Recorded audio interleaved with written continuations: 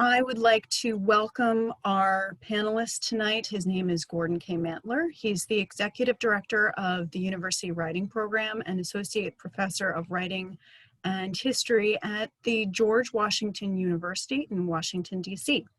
Since 1999, he has specialized in the history and rhetoric of 20th century social justice movements and the African American and Latino experience in the United States, as well as public oral and film history.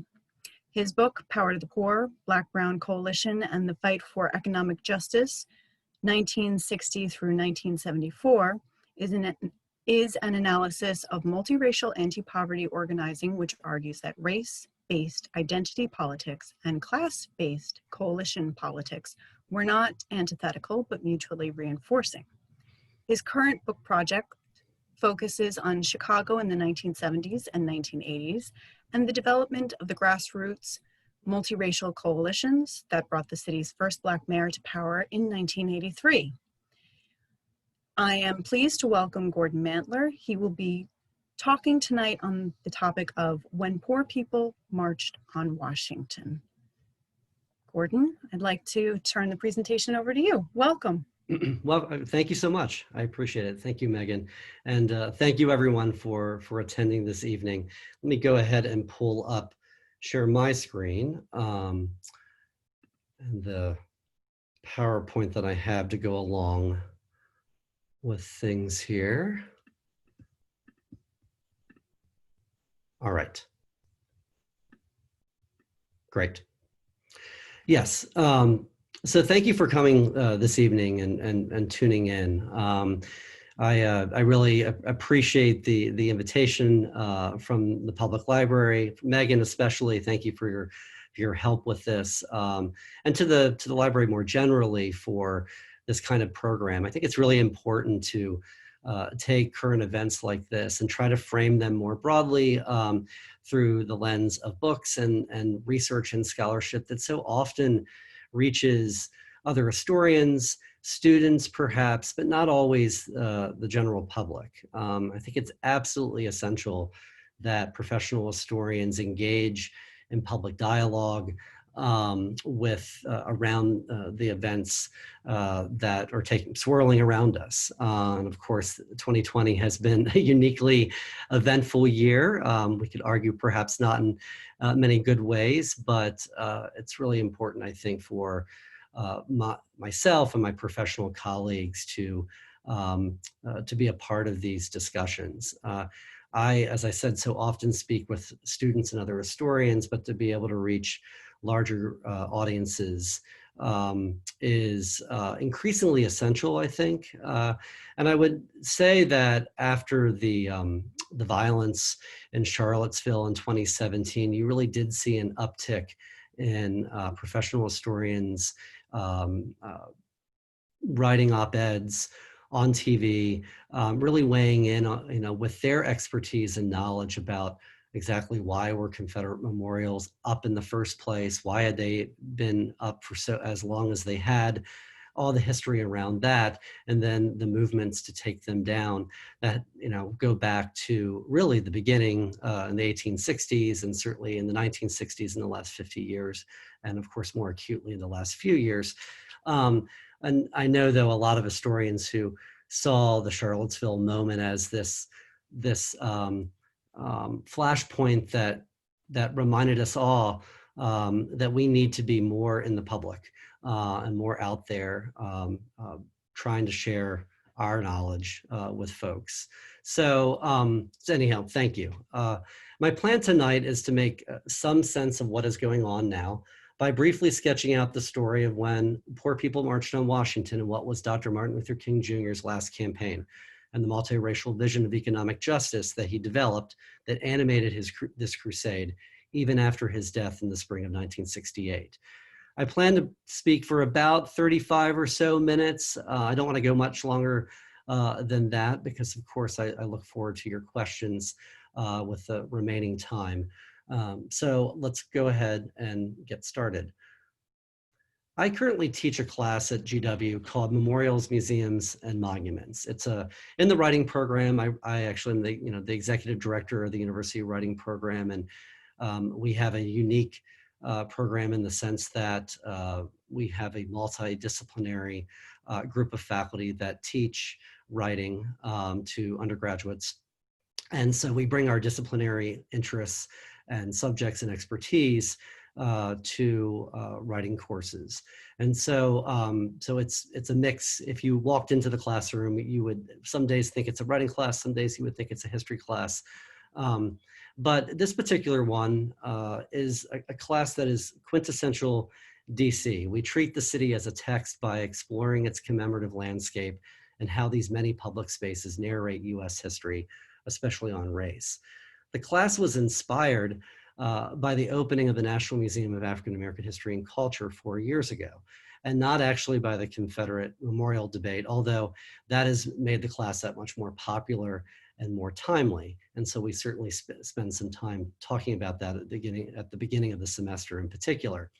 The class takes students to a number of locations, both on and off the mall, including the Martin Luther King Jr. Memorial on the Tidal Basin, which I took my small class of students to yesterday. GW is generally closed. We're remote in terms of our teaching, but a handful of undergraduate classes and graduate classes are being taught to international students whose visas require them to have some kind of in-person instruction. So I agreed to teach one of those classes, and we now get to do field trips around the city in addition to focusing on writing practice. And so they write about these memorials in public history spaces. So I would expect, if you're local in Arlington or in the DC area, that you have been to this memorial. There's a picture of it. And it's impressive in a lot of ways. Dedicated in 2011, it's the first memorial to to an African American in the monumental core of the mall. King stands 30 feet tall, staring out over the basin, not at the Jefferson Memorial, which I think some people often think, but past the Jefferson Memorial toward the horizon, and past the FDR Memorial, which is on toward the right. An arc of quotes connected to a granite mound called the Mountain of Despair, which you can see in the background there, rises behind the statue of King, which is made to look incomplete and labeled a stone of hope. Incomplete, as you can see, that his legs are not complete, maybe suggesting that the movement is ongoing, is continuing. This, of course, comes, this language of a stone of hope, from the I Have a Dream speech that Dr. King is most famous for, delivered during the March on Washington for Jobs and Freedom in 1963. Quote, "With this faith, we will be able to hew out of the mountain of despair a stone of hope." And while this memorial is specifically to King, it performs as a de facto memorial to the Black freedom struggle and the thousands upon thousands of people that made that movement happen. And who were able to achieve a number of accomplishments in the 60s and tear down at least the worst of the Jim Crow racial caste system in the South. So I start here because this is exactly how King and the larger freedom struggle, still in 2020, has been frozen in time, literally immortalized in stone in 1963, delivering his most famous speech. This is what we hear every King holiday. This is what your children and my children are taught in school. It remains the most popular understanding of King and the civil rights movement. And don't get me wrong, I Have a Dream is beautiful oratory. It's optimistic, inclusive, inspiring. It has something for everybody. It speaks across generations and time. Its anniversary every year, especially here in DC, just a month ago, continues to be used for calls to action today. But it's just one moment that day even. John Lewis also spoke that day with a different message that was much more critical, much less optimistic, much more pointed about violence against civil rights activists. Now, we don't usually remember Lewis's speech. Maybe we did a little bit earlier this year after he passed away and laid in state on the Capitol steps. Instead, it's Dr. King, and a speech that perpetuates what I would argue is a narrow understanding, not just of him, but also one of the 1960s, a decade that is often split between the quote unquote good 1960s of Kennedy liberalism and the halcyon days of the classical civil rights movement. So think sit-ins, freedom rides, Birmingham, the March on Washington, Selma, and the civil rights legislation of the mid-1960s. And then on the other side, in contrast, the quote unquote bad 1960s, the second half of the decade marked by urban disorders, Black power, white backlash, and all those other movements that were considered somehow less than the civil rights struggle. This is the public memory of the decade to this day.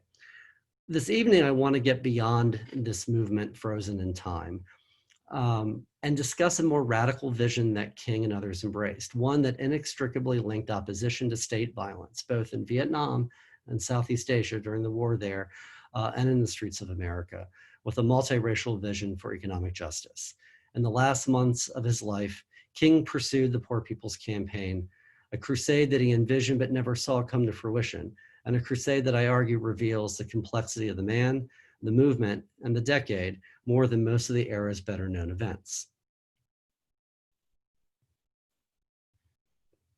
All right. Sorry, I'm not used to, I like to hit the the arrow button to move my PowerPoint forward, and that doesn't often work in this format. Okay, so in April 1967, exactly a year before he died, Dr. King delivered perhaps his most famous speech, or most important, not most famous, that would be I Have a Dream, but what I would argue maybe it was his most important speech, and that was Beyond Vietnam, A Time to Break Silence, in front of an anti-war group at the Riverside Church in New York City. He and SCLC had already been on record opposing the bombing of North Vietnam as early as 1965, but in this speech he used language that the public had not heard from him before. Rather than frame his opposition to the war through pacifism, he linked it directly to the freedom struggle and to the war on poverty. Speaking of the frustrated rioters with whom he had engaged in his recently wrapped up Chicago campaign, King said, but, quote, "But they asked, and rightly so, what about Vietnam? They asked if our nation wasn't using massive doses of violence to solve its problems, to bring about the changes it wanted. Their questions hit home, and I knew that I could never again raise my voice against the violence of the oppressed in the ghettos without having first spoken clearly to the greatest purveyor of violence in the world today, my own government." These were tough words, and predictably, he was called a communist by many, including by aides of President Johnson. Polls showed that he was deeply, deeply unpopular among whites by 1967. He's beloved today, but not then. That summer, King became even more alarmed about what he saw as a vicious circle of police violence and urban rioters frustrated with the slow pace of civil rights reform in the nation's cities, particularly in the North and West. He honestly despaired that this violence could or would inevitably lead to fascism here in the United States. So in December 1967, King announced the Poor People's Campaign, in which the SCLC would bring, quote, waves of the nation's poor and disinherited to Washington, D.C. to demand redress of their grievances by the U.S. government and to secure at least jobs or income for all. We will go there, we will demand to be heard, we will stay until America responds. America is at a crossroads of history, and it is critically important for us as a nation and as a society to choose a new path and move upon it with resolution and courage. It is impossible to underestimate the crisis we face in America, the stability of a civilization, the potential of free government, and the simple honor of men are at stake. But King envisioned a campaign of not just Black and white, but an early rainbow coalition that also included Mexican Americans, Puerto Ricans, and Native Americans. And he hoped that the campaign would do a number of things: transform fully the struggle for civil rights into one for human rights, bring about the federal government's rededication to a war on poverty, and restore the credibility of nonviolence and social justice organizing.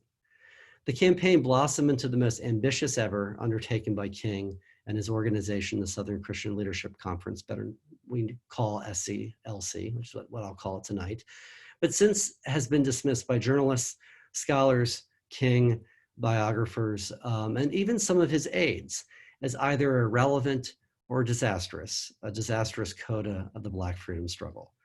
I would say that there's been recent scholarship that is starting to, in addition to my own, take another look at the Poor People's Campaign in different ways from different angles. And so I'm heartened by that, more than 50 years later, the campaign is actually getting some of the more attention than, the attention that it deserves.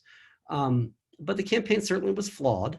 It did not achieve many of its stated goals, and yet a closer look at it reveals a remarkably instructive moment, an experiment to build a multiracial movement designed to wage a sustained fight against poverty. Only in Washington in the spring of 1968 did representatives of so many different movements come together to build both a physical and a spiritual community about justice and poverty that went beyond a one-day rally. The campaign's remarkable diversity reveals, I argue, how class-based multiracial coalition politics operate alongside the race-based identity politics of Black power and Brown power. They actually weren't at odds, which they often are, that the public memory often says. And 50 years later, that remains the dominant interpretation. But in fact, they were mutually reinforcing and interdependent. The campaign also reveals how poor people could see their poverty and solutions to poverty differently. Issues overlapped, of course, but they were not the same based on different historical trajectories. Coalition, in fact, is hard. So despite Dr. King's call for a different sort of campaign in December, it really wasn't until March of 1968 that activists beyond traditional civil rights circles responded. About 80 activists from across a wide spectrum of the left came to Atlanta for what was called the Minority Group Conference. It was really an amazing moment that few people have ever heard of to this day. Some of the most important leaders of the Chicano movement were present. New Mexico land grant rights leader Reyes Lopez Tijerina, pictured there seated next to Dr. King, Corky Gonzalez from Denver's Crusade for Justice, down there at the bottom with the microphone, Mexican-American youth organizations, Jose Angel Gutierrez of Texas in the middle, and Bert Corona, the Mexican-American Political Association based in California, and a longtime labor leader as well. In addition to them, there were coal miners active in environmental and land issues that made it to Atlanta, religious activists from the National Council of Churches, the American Friends Service Committee, the Quakers from Philadelphia, representatives of Roman Catholic and Jewish organizations, student groups, labor groups, Native American groups. And all of these people were on record against the Vietnam War as well. So they brought their domestic issues, but they routinely connected the war to their anti-poverty politics. Money spent there was seen as taking directly away from a war on poverty at home. And so it was here at the Minority Group Conference that King presented his vision for the campaign, one that was not just about how SCLC defined poverty and its solutions, which generally fell under the category of jobs or income, meaning a federal New Deal style jobs program or a guaranteed annual wage to all Americans who didn't make enough money, but one that included all of the ideas of the people in the room. So he implored the delegates to join what was now a human rights movement. For example, Chicano activists offered a familiar refrain about the burgeoning relationship between Chicano movement activists and civil rights activists in the mid to late 60s. Representing more urban Chicanos, Corky Gonzalez reminded King that conferring is a two-way street. African Americans must also listen to them and include them in campaign decision-making, including SCLC and even Dr. King. Reyes Lopez Tijerina, a Pentecostal minister, dominated the room, as he often did, with a captivating defense of the land grant rights struggle in the Southwest, in which Mexican Americans demanded the restoration of land ownership under the Treaty of Guadalupe Hidalgo of 1848, which ended the US-Mexican War. In the end, delegates bonded over food, culture, prayer, and most importantly, the growing realization that they were stronger together than apart. And most importantly, even more importantly, perhaps, that SCLC took their issues seriously. And those issues included, among other things, ending mountaintop removal mining, police brutality and calls for civilian police review boards, land rights, native fishing rights, a massive housing program, bilingualism in some federal and state programs, and many other issues. Actually, the Poor People's Campaign on the eve of when they came to Washington issued a 53-page pamphlet of demands to every major US agency, as well as to Congress and to the White House. Miles Horton, the founder of the Highlander Folk School, an East Tennessee training center for civil rights and labor organizers that dated back to the 1930s at the height of the Great Depression, wrote King days later after the conference, saying, "I believe we caught a glimpse of the future and the making of a bottom-up coalition." King was assassinated just 3 weeks later, sparking spasms of violence in more than 100 cities, including here in DC. But King's successor, the Reverend Ralph David Abernathy, who you can see here in the tan coat in the middle next to Coretta Scott King and Andrew Young, insisted that the campaign would go on. And support for the campaign skyrocketed as many people who had opposed it for a variety of reasons reconsidered. Many had been concerned about the potential of violence when bringing thousands of people to the Capitol. And this is a reminder, even the March on Washington of '63 that is celebrated every year and to a certain extent romanticized, there were the same fears by the President Kennedy at the time, and many members of the media that the same thing would happen. Of course, it was a peaceful day and has gone down in history as one of the more iconic rallies and protest moments in American history. So people were concerned about that, about the potential of violence, and others were just skeptical of the use of nonviolence as a strategy, that it seemed just antiquated and that it didn't work, and that Dr. King, while well-meaning, it simply had been passed by circumstances. But after King's death, often in honor of him, the campaign was flooded with donations and volunteers, including by many of the people that had once opposed the campaign or were skeptical of it. So to the point that the campaign SCLC officials, Abernathy and others, Andrew Young, Jesse Jackson, felt overwhelmed by the logistical challenges that the campaign posed. In early May, marchers began to descend on Washington through 9 caravans, modeled after the Selma to Montgomery March in 1965 and the Delano to Sacramento March of the United Farm Workers in 1966. They came from the West, the Midwest, the Northeast, and the South. Multiple caravans from the South and from the West in particular. The caravans themselves provided moments of bonding across races and ethnicities as the buses picked up more and more people. In my work, I particularly focused on the Western caravans from Seattle and from Los Angeles. The one in LA, went to Phoenix and then Albuquerque and Denver, Kansas City, Louisville, and finally to the nation's capital, picking up people along the way, getting longer and longer as folks jumped on a bus, or maybe if they had the opportunity, get in a car and drive along with the caravan. The most photographed and the most symbolic of the caravans was the sharecropper themed Mule Train, which you can see a glimpse of here. Powerful imagery for sure. And it was very popular with the media. So if you looked at the media coverage from that spring of '68, if there was a caravan that received photographic coverage, it was this one.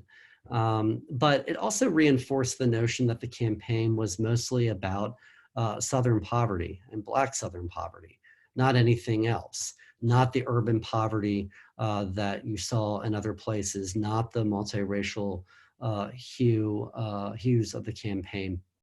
And so by using this symbol, the media undermined the multiracial message and the makeup of this unique campaign that was being taken on by SCLC and its allies.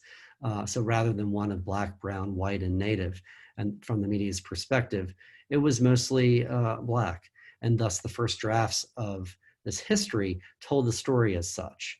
And so one of the interventions that I make, and I made in my first book, was to say, well, no, there are a lot of other people here, because this really was a rainbow coalition of people from many different backgrounds who brought different issues sometimes to the table. Another symbol of the Poor People's Campaign was Resurrection City.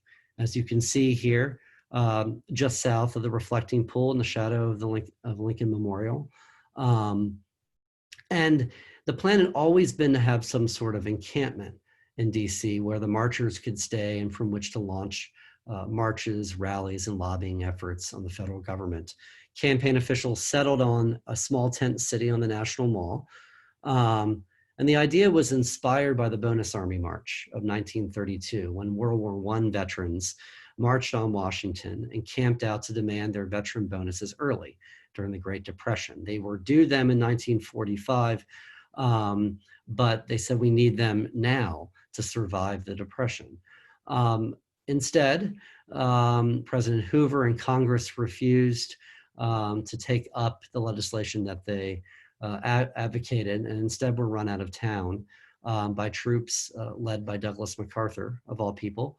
And the effort was still seen, as still seen by King aides as successful, because it was one more nail in the coffin of the electoral hopes of President Hoover that year. Many things, of course, brought down President Hoover, but the images of federal troops driving out and burning the camps of veterans of World War I in the nation's capital stayed with people for a long time. And in fact, aides to President Johnson were quite aware of this comparison and quite aware of the mistakes that were made by the Hoover administration a generation before. They were actually reading histories of the Bonus Army March amongst themselves and talking about it. My research revealed. So Resurrection City took on a life of its own and became a focal point of the campaign in both good ways and bad ways.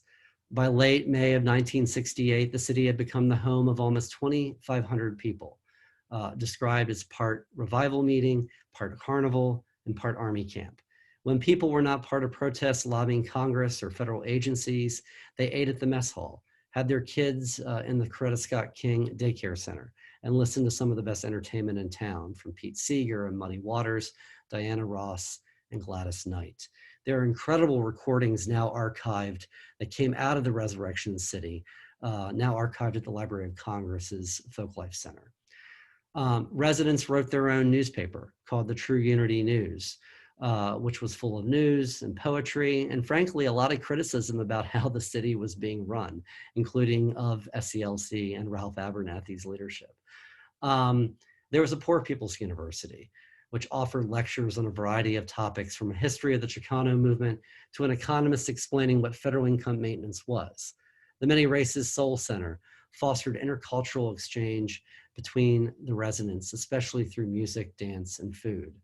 As one resident put it, who lived in Resurrection City for weeks that spring, the whole Resurrection City experience was a freedom school, harkening back to the freedom schools of the 50s and 60s, where African Americans in the South registered to vote and took literacy classes in preparation for voter registration.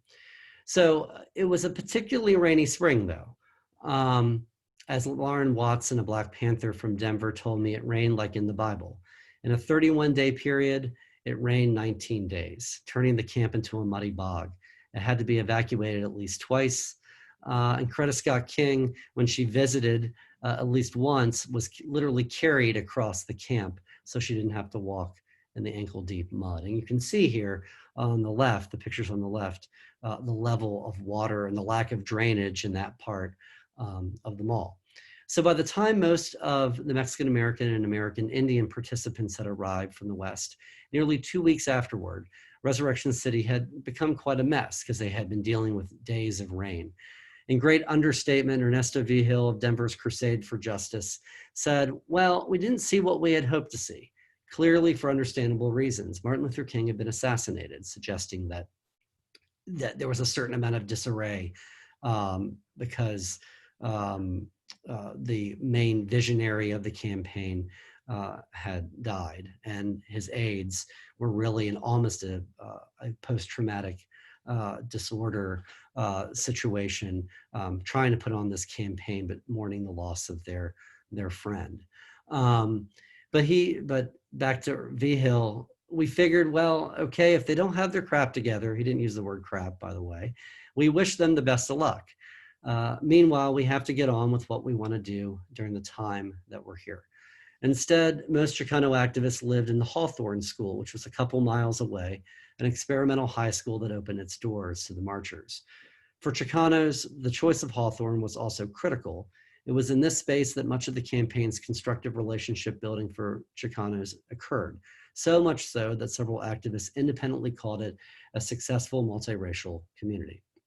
Through cultural exchange, food and music, and just simply conversation, living in the same place, standing in the same lines, they got to know other people, both other Chicanos and then people from around the country. Others described their shock at the poverty of the poor white Appalachians that came. Some of the Chicanos ended up sharing the extra shoes and jackets that they had brought. For many of these activists, especially younger men and women in their teens and 20s from Los Angeles, the Brown Berets, which was an organization of Mexican Americans that modeled loosely after the Black Panthers, it forced them to take a more sophisticated look at the world and to consider how race, class, and gender were intertwined. All the oral histories I did with these folks said something along those lines. It also offered a moment to interact with individuals from their own groups, such as Chicano movement leaders from other cities. Their activities in DC bonded the Chicano activists together in such a way that they built on these relationships when they went home in a variety of ways. So there are two of the most interesting protests were in June of 1968, one outside of the US Supreme Court, as you can see here, and then the Solidarity Day rally at the Lincoln Memorial on June 19th, 1968. About 400 African Americans, Mexican Americans, and American Indians joined to protest a recent court ruling about native fishing rights. Now, if you don't know, in the 1960s, an important issue for Native Americans was whether or not they could fish in ancestral waters without being harassed. They had treaties signed with the US from the 19th century in Washington State, Minnesota, and other parts of the country that supposedly protected their ability to do this. But they often clash with state laws that were designed to prevent overfishing. Usually fishing stock had declined, not because of the fishing by Native Americans, but because of pollution. But natives were constantly harassed and arrested for fishing in places that they had always fished. Starting in 1964, Native activists staged fish-ins inspired by direct action protests in the civil rights movement to force arrests so they could challenge these laws. And in early 1968, their legal challenges led to Supreme Court rulings upholding these laws. They were eventually overturned in the early 1970s as the court changed. The protests, of course, did not change the ruling, but what happened afterward highlighted the complexity and the potential of coalition building at the time. The DC police attacked and beat several protesters as they walked back to the camp to Resurrection City and to the Hawthorne School, and several folks were in jail, Black, Chicano, and white, including Danny Tiarina, Reyes' son, and Ernesto Vigil. And what Ernesto remembers years later is that you really find common cause when you sit in the same jail cell, at least initially. And when they were released, thanks to NAACP bail money, they were greeted like heroes at a rally at the Vermont Street Baptist Church. This incident underscores the role of police brutality and harassment as a key issue that everyone at the campaign agreed upon. And this is something I found time and time again in my research over the 10 years I researched this. Um, that opposition to state violence in whatever form, state violence bound poor people together more than anything else, then and now. On Juneteenth, the campaigns sponsored Solidarity Day, a made-for-the-media event that looked similar to the March on Washington 5 years earlier. As you can see here, the color picture taken from the steps of the Lincoln Memorial. It was smaller, maybe 75,000 people versus 250,000 in 1963. And those in the media in particular said that it had an angrier tone to it. That's debatable, but its theme was hunger. And Coretta Scott King was the keynote speaker, along with many other women, Black, white, Chicana, and Native. And that's a sharp contrast to the 63 March, in which there were no formal women speakers beyond singers such as Odetta and Mahalia Jackson. Rosa Parks sat on the stage, but was only given the chance to say a handful of words. All the formal speeches in 1963 were by men. And so in that sense, I always find Solidarity Day to be more inspiring for the diversity of messages, the diversity of people that were able to speak and capture people's attention. Resurrection City was, one other thing I would say is that focusing on Solidarity Day, as the media did, risked yet again, though, obscuring the campaign's relevance, which was not about a one-day rally, right, like the March on Washington or Solidarity Day, but the long-term relationships that were built over time. So just 3 days after, or 5 days after Solidarity Day on June 24th, Resurrection City was knocked down. And for all intents and purposes, the Washington phase of the campaign ended, although SCLC continued to use the Poor People's Campaign label for activism that year and into 1969. They took it to the major party conventions. It was a presidential year. So to Miami Beach for the Republicans and to Chicago for the Democrats. Infamously, there was a mule train that was just off camera while Chicago police were beating protesters who came out from Grant Park, just a few miles away from the convention. And so, and then they used it again, the Poor People's Campaign label, to as a kind of a framing mechanism for their support for Charleston hospital workers in South Carolina in the spring of '69. In the end, the campaign did not accomplish jobs or income, but instead more modest policy changes. Marian Wright Edelman, founder of the Children's Defense Fund, and welfare rights activists from DC and across the country helped alter hunger and welfare policy in the lame duck Johnson administration. Those same welfare rights organizers, mostly women, poor women of color, actually got a seat at the table, even in a early Nixon administration, to talk about welfare reform, especially a guaranteed annual wage as a possible reform. The government released surplus food to the 100 poorest counties in the country, including many in Mississippi. And food stamps, which you had to pay actually more than you would think to use, became cheaper for recipients as one more negotiation that occurred amid and right after the campaign. Remember, Solidarity Day's theme was around hunger. Even more importantly than some of these modest policy goals or achievements, the campaign also made a difference in people's lives through the relationships that were made, the people who had participated in the campaign. For instance, it led to Brown Berets chapters in New Mexico, inspired by the folks that they met in California and the Los Angeles, the original one. Efforts at coalition in Chicago, deeper relationships at the Chicano Youth Liberation Conference in Denver, and a number of people running for political office around the nation later that year, including Reyes Tijerina, who ran for governor in New Mexico. So why should we care about this campaign today, more than 50 years later?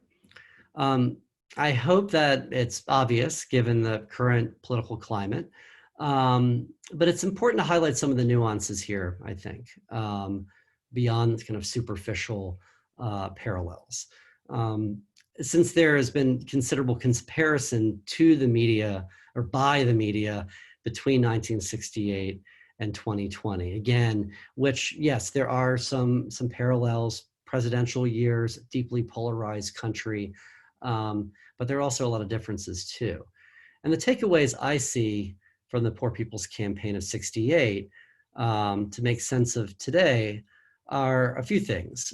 One, we should reassess maybe the expectations that we have for multiracial coalition, that just because they're fleeting, which they often are, doesn't make them unproductive. We do not know how long the coalitions that emerged this summer, which were genuinely rich multiracial coalitions, we don't know how long they'll last. And even if they disappear, they change with or without achieving the policy objectives that they want, that may not mean failure. And of course, as an historian, you try to look at long processes instead of the immediate ones, perhaps. Another reason is, or another takeaway, is that class, race, gender, religion, region, generation, sexual orientation, among all other identities, are not mutually exclusive. But they're interdependent. This idea of intersectionality, which of course I did not coin, but that you can't make sweeping generalizations about one category, that most individuals belong to multiple ones and see their identities through those lenses. And so as historians who often looked at the civil rights movement and the Chicano movement and the anti-war movement and the women's movement in their individual silos, realize that you have to look at them as overlapping spaces, because you had people that belong to all of these struggles or some of these struggles and brought their knowledge and wisdom from multiple angles. And then third, that the freedom struggle, the Black freedom struggle, was and is not simply a happy, optimistic march for brotherhood, as I Have a Dream speech would suggest. But it was one that demanded full citizenship rights that included not just voting and desegregated lunch counters, as important as those are, but full economic and educational opportunity for everyone and protection from undue state violence. You know, at the very base, that everybody deserves basic human dignity and respect. I'm heartened to see the rich coalitions that have emerged this year. And I assume that maybe some of you will have more questions about, you know, how this connects to today. And I would say the rich coalitions that have emerged this year really build on ones that have been going on for a while, whether or not we go back to Ferguson and the Black Lives Matter.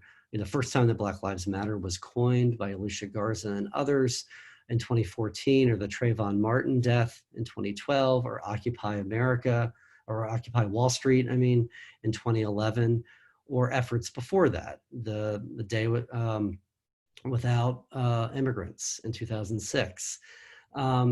There are some similarities to 68 in terms of opposition to police violence, job and housing discrimination, voter suppression, and a denial of basic civil liberties. But there are also key differences. There's a much richer multiracial quality of the protests.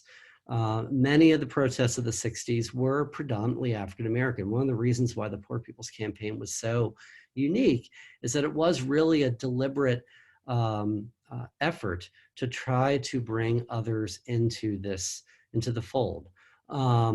There are other moments, of course. There are other people that rallied around the farm workers, for instance, in 65, 66, and later in their boycotts of grapes and then lettuce. But the protests that we've seen this summer that continue are multiracial, Black, white, Latino, Asian, Native, and that is definitely different than many in the 60s. You also see an opposition to global capitalism and just a more global approach in some ways, rather than targeting um, uh, businesses, locally owned businesses. So often the targets by protesters are big conglomerates, big multinational chains. That symbolism is significant. And frankly, one could argue that the kind of violence that we saw in terms of property damage is much less now, despite what some people in the media and others will say about America on fire, and it is on fire, but that's in California, and the Pacific Northwest. The protesters really have the violence is from the state, and that is what people are protesting, and that it's not the level, the kinds of rebellion. It's a different kind of rebellion than what you saw in 67 and 68 and the result of it. In that vein, I want to end with a quote from a Black activist and musician, Bernice Johnson Reagan, who, to be honest, had her differences with Dr. King. She came out of the Albany, Georgia campaign in 1961 and 62. She was always critical of Dr. King, rightfully so, as someone who too often negotiated, too often compromised with white elites to make some progress, perhaps, in ending segregation in these cities and not going beyond some of these more superficial victories. And so, speaking about building alliances in 1981, she said, "Coalition work is not work done in your home. Coalition has to be done in the streets. And it is some of the most dangerous and yet important work you can do." Thank you so much. Thank you, Gordon. That was a very informative presentation. I would like to remind all the attendees that we are going to take questions, so you can click on the Q&A button on your screen and ask some questions. Please type them in and I will get to them in turn. We have a few questions already, so I'm going to read them out as closely as I can. The first one is from Lynn. She asks, do you think that today's public movements have learned from past protests, or are they making similar mistakes in their strategies? That's a good question. A nice easy one to start me off with here. I think that is a very good question. Some things have been learned from then. And I think I would point to that many activists now, they're pretty conversant about what happened in the 60s. They're quite aware. They're aware that so many of the same issues were at the front of activism then. It's remarkable, the role of police brutality and harassment, and how so often the uprisings that occurred in the mid to late 60s in cities across the country were sparked by a police stop. And so they're aware that a mix of non-violent protest and perhaps hitting back at times might be necessary, right? This is reality. They know that how would I want to put this?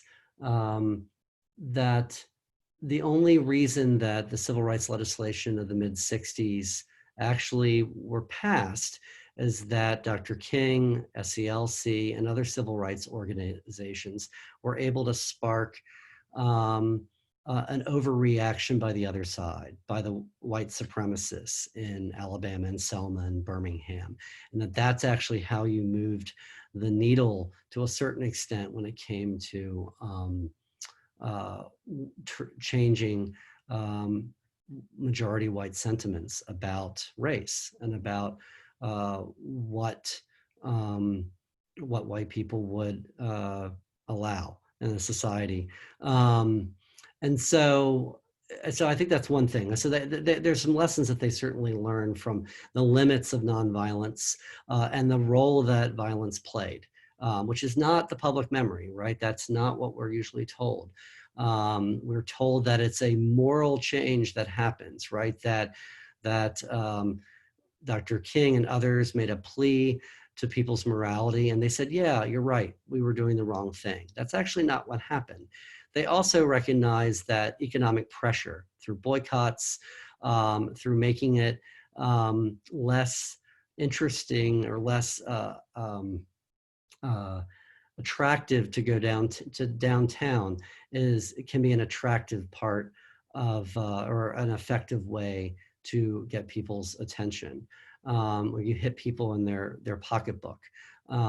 That's how you grab people's attention. Again, it's not about morality, but it's about saying, you are going to pay attention to me and I'm going to make it difficult and uncomfortable for you.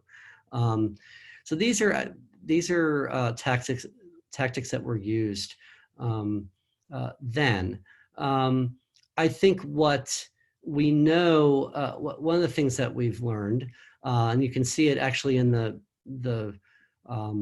modern organizing by even the new Poor People's Campaign by Reverend William Barber and Liz Theo Harris, is this idea that you can't have these singular charismatic individuals that get behind a microphone, and that is how you sway and bring about social change. That it has to be more grassroots. It can't be focused on a handful of individuals.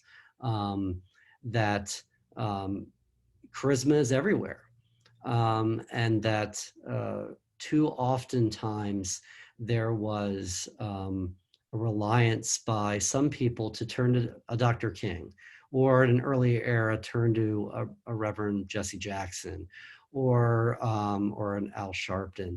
And I think that what you see now is much more grassroots, non-hierarchical efforts. There were some of those during the civil rights struggle. The Student Nonviolent Coordinating Committee was uniquely non-hierarchical in its consensus-based approach to activism. But many of the other civil rights organizations at the time that received so much media coverage were much more top-down, and Dr. King's organization being probably the most top-down because of this charismatic figure that the media liked and wanted to talk to.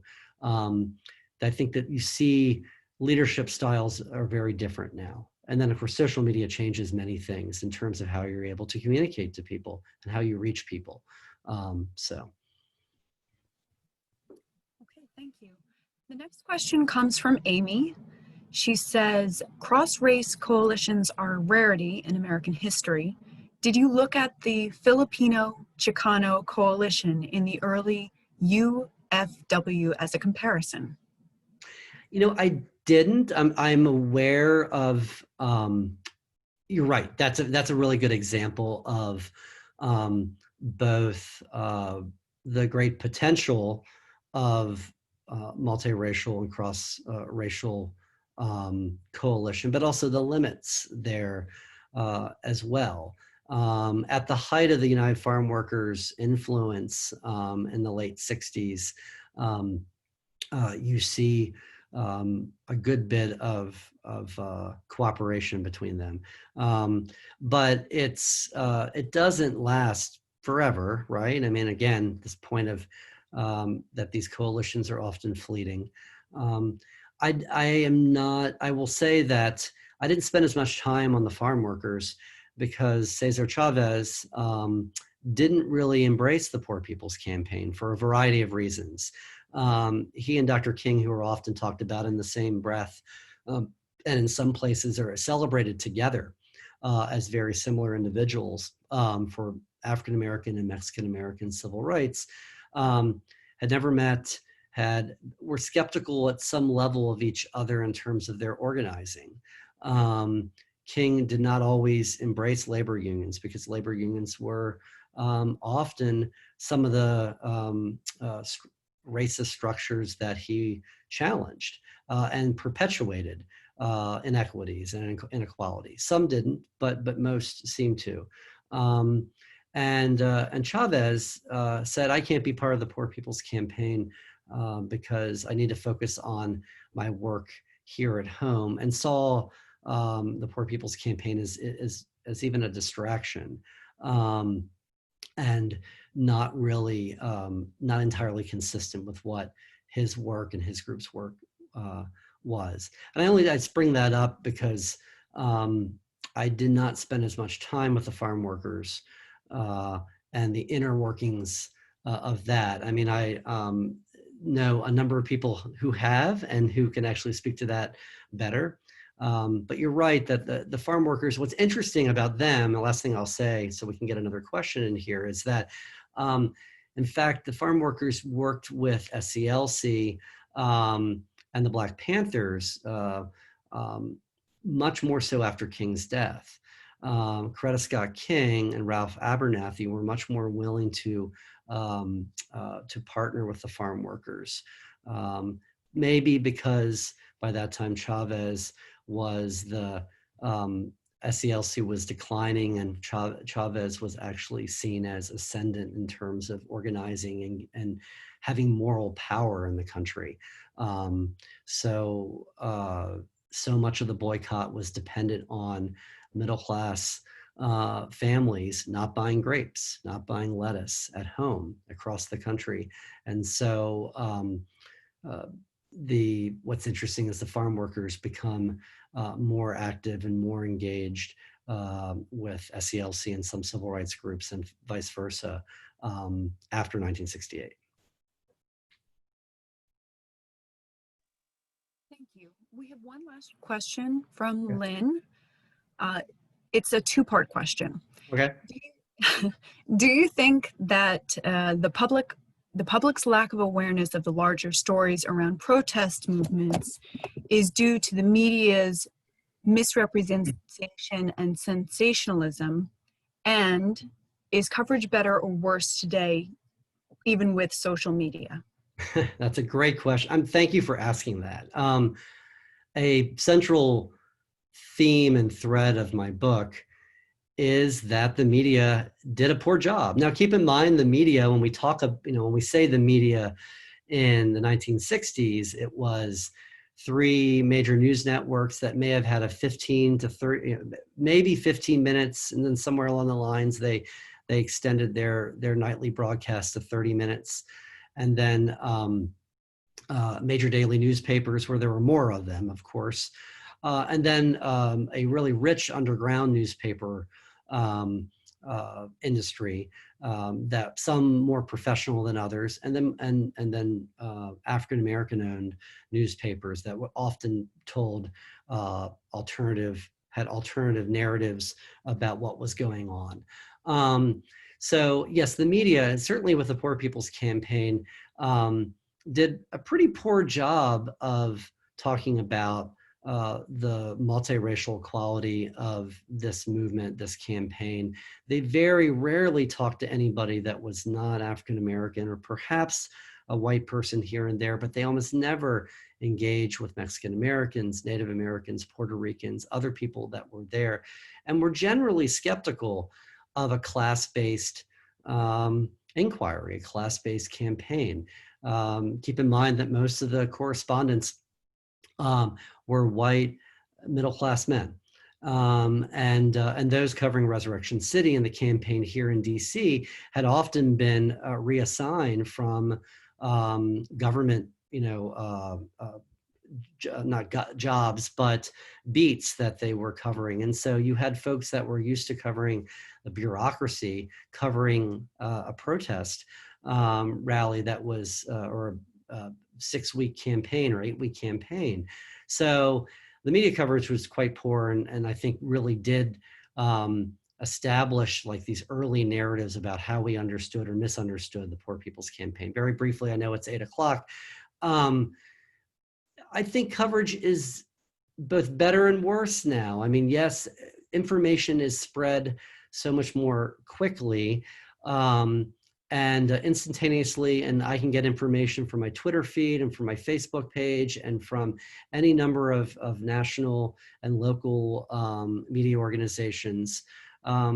but at the same time, we tend to be in our silos more, and we tend to get our news from, if you're pretty conservative, you're going to listen to Fox News. If you're pretty progressive, you might listen to MSNBC, and we're not having a shared sort of similar experience in terms of what is news and what is not news. And then just, facts in general, what is a fact and what is not a fact has fallen apart in the world that we live in now. And the only other thing I would say is I was a former newspaper journalist, and I'm glad I'm not in a newsroom anymore. I love the work that I do, but one of the important things of strong daily newspapers is an ability to sue over First Amendment issues and have a lawyer on retainer to say, to defend the freedom of speech and freedom of the press. And as newspapers get weaker and you only have a handful of really strong organizations, rather than have a strong newspaper and media presence in every major city and in other not so major cities, something's lost when that happens. Thank you. That's all of the questions that we have from our attendees. I will ask, as the resident librarian, if you have any book recommendations that you can give to us about further reading that we can do to educate ourselves more. Great question. You told me this was coming. The good thing is I always have a lot of books on my night table and on the desk where I'm sitting right now, and you can see the books behind me. I mean, the books that I'm reading at the moment, or I just read, a few of them deal with this issue that has captured everyone's attention this summer, which is police violence and the relationship with communities of color in particular. I'm writing about Chicago specifically in the 1980s. And the two books that come to mind are Lawrence Ralph's The Torture Letters. This is not light reading, I will warn you, about the police use of torture of suspects in Chicago from the late 70s through the early 90s. And even under an African-American mayor and an African-American police superintendent. So this reminder that just because you have people of color in top leadership posts doesn't change necessarily the structures underneath them. It takes a long time to do that.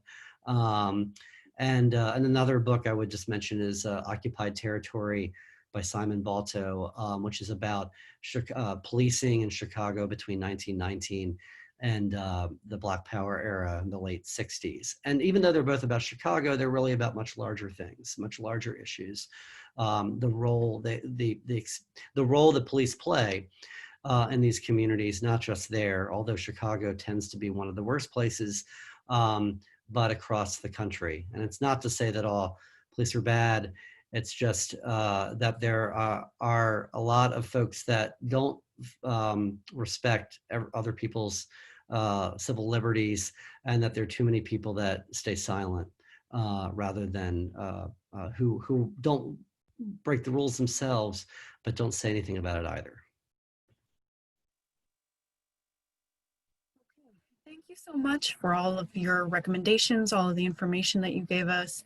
Thank you to all the attendees who stayed with us till the end. We enjoyed having you here with us. And just a reminder, the recording of this webinar will be made available on the library's website. It may take a little bit of time, a few days, but we will get it up there.